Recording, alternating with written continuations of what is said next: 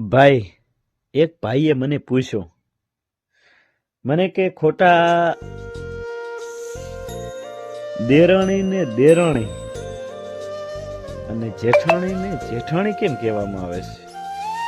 તો મેં એને કીધું કે ભાઈ, જેઠની જે પત્ની હોય ને એને જેઠાણી કહેવાય અને દેરની પત્ની હોય ને એને દેરાણી કહેવાય. પણ ઉલો ભાઈ મારો બેટો મને શું કે ખબર, મને કે એ બધું હાસો, પણ મને કે બરોબર બંધ બેસતો નહીં આવતો મને કે.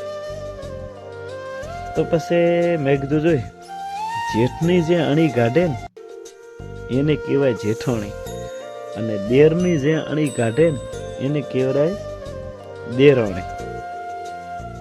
તે મને કે ના, હા આ બરોબર છે. મને કે એકદમ બંધ બેસતું આવે છે.